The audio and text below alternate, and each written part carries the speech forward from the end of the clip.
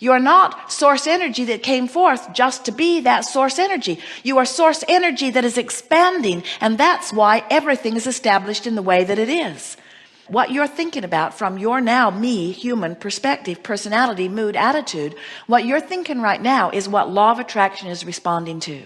And you get what you think about whether you want it or not. You live in a universe that is attraction based with no exclusion, which means when you see something that you like and you say yes to it, you attract it. When you see something that you do not want and you shout no at it, you attract it, because there's no such thing as no in a universe that's based upon attraction. There is not a word that means no. Every word means yes, come to me. So everything you complain about says, come to me, this thing I do not want. Everything that you see in yourself that you do not like and amplify, you say, stay here, this flaw that I have picked out in my personality. I want you to stay for a really long time, and that's why I'm talking about you again today. When somebody in your life that has a personality trait that annoys you and you give your attention to it, even if you don't talk about it, you keep it active in your vibration, and that person usually is going to give that to you every time you're with them, because it's active in your vibration, and law of attraction is going to say, oh, a match, oh, a match, oh, a match, oh, a match, oh, a match. So if there's something in someone, in some vibration, in some experience that you don't want, and you turn your attention from it and activate something else, and that personality trait walks into the room in this person, and it's not active in your vibration anymore because you have been focused upon other things, now it doesn't match, it doesn't match, it doesn't match, it doesn't match. And you're going to think, I'm having a very nice time. But then if you think, that person who used to have that problem doesn't seem to have that problem anymore, law of attraction says, you have a match, you have a match, you have a match, you have a match, you have a match.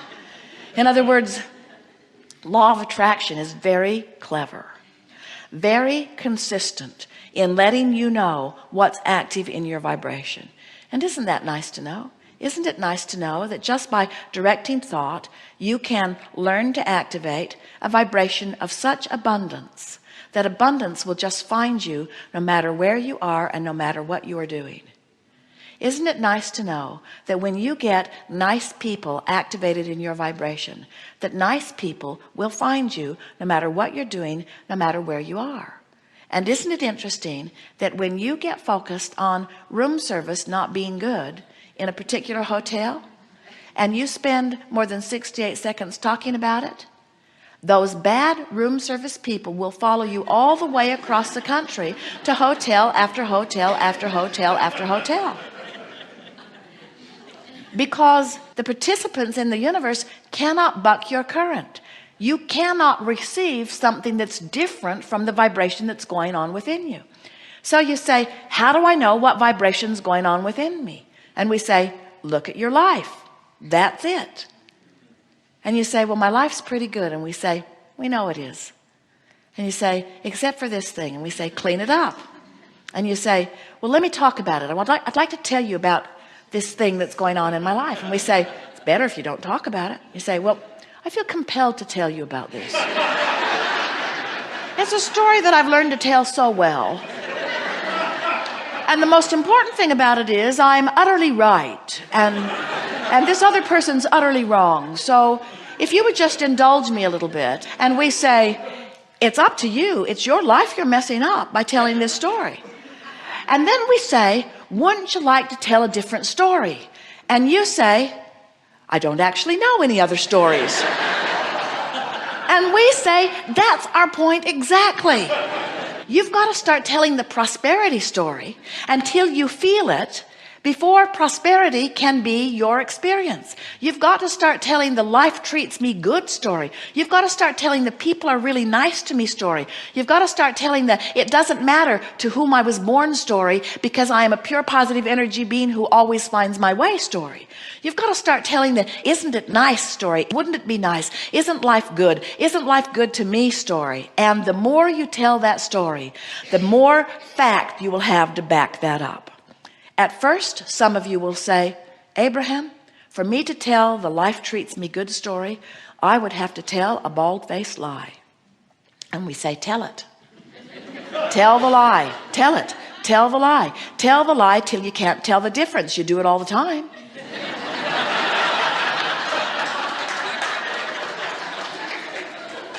Haven't you ever gotten together with your sister or your brother years later and you tell your version of what happened and they tell their version of what happened? They're very different versions. And so we want you to understand that everything is perceptual. And as you tell the story the way you want to live it, as you begin to extract from your past experience the best pieces of it, as you sift through the now and look for the best pieces of it, it's one of the reasons that Jerry and Esther scour the country looking for wonderful places that they can have gatherings like this, because they're wanting touchstones. The other day, Jerry and Esther spent a day with Tracy, daughter, and son David, and their children Kate and Luke, and they went to a hotel in San Antonio, even though that's where they all live. They went to a hotel and rented 2 rooms with a little private swimming pool area, and they had their own private golf carts, and for 24 hours they did every fun thing they could think of doing in a 24-hour period.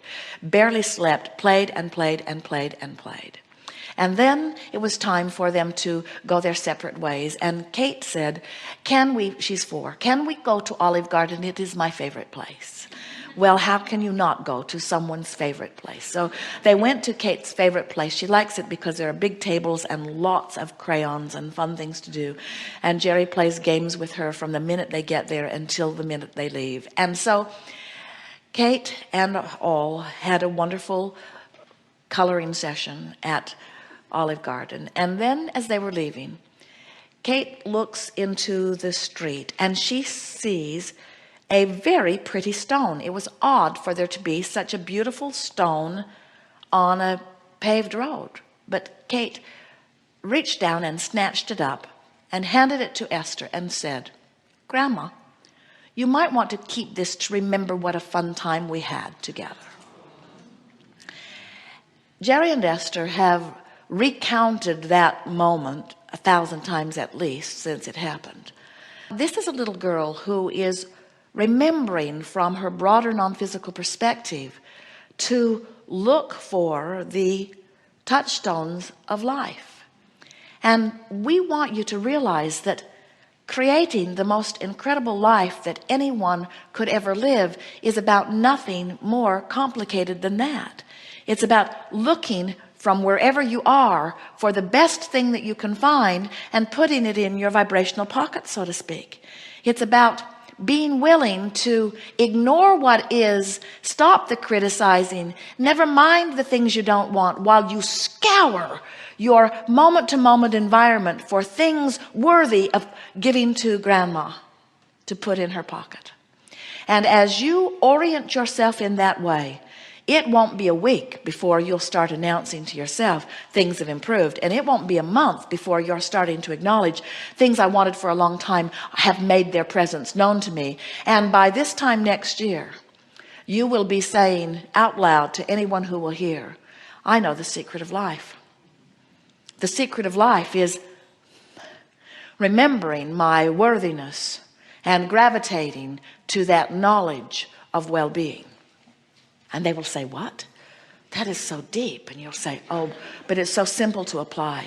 It's just reach for the best feeling thought I can find wherever I'm standing, and developing a propensity for that. And they'll say, yes, but did you see what's going on CNN? And you'll say, you know, I watched that for a while in my attitude of looking for touchstones. And I found so few, it wasn't worth the mining experience. Television as a whole is worth mining, but there are some aspects of it that are so oriented in opposition to who I really am that I've stopped looking there. But oh, there are so many places that I'm looking. And we want you to understand that we don't want you to stick your head in a hole. We don't want you to put yourself in a cave. We don't want you to try to segment yourself from the things that you consider to be bad in this world. We just want you to activate within yourself a vibration that will keep you from attracting so many of them. And the better it gets, the better it gets, the better it gets, the better it gets, the better it gets. And if you are someone, or if you know someone who's had a hard life, then we say this will be easier for you than for anyone you know, because in that hard life you have created a vibrational escrow that is moving so fast, and your feelings of relief will be more obvious than anyone you know. When you turn in the stream from a place of strong resistance, you feel the relief in a powerful way. It's actually easier to recover from something deadly than it is to get over something minor, because the deadly thing has put so much power in vibrational escrow, and your willingness to feel good is the only requirement. So when we say it's as easy to create a castle as a button, we mean it with everything that we are. There is nothing that you cannot be or do or have. There is nothing that you need ever to be deprived of again. This universe is resilient and filled with the abundance to serve you. Everything is queued up for your success. But you are where you are, and wherever you are is good.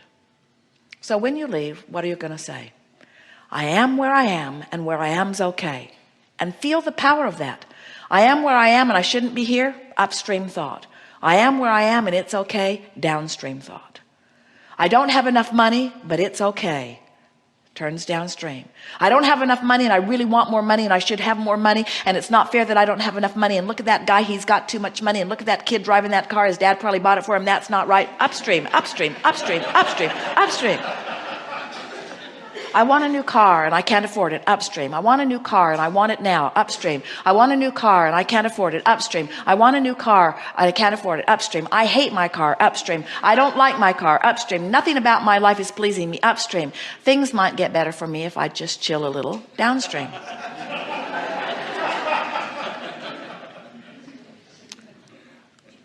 So what would you like to talk about? We have satisfied ourselves completely.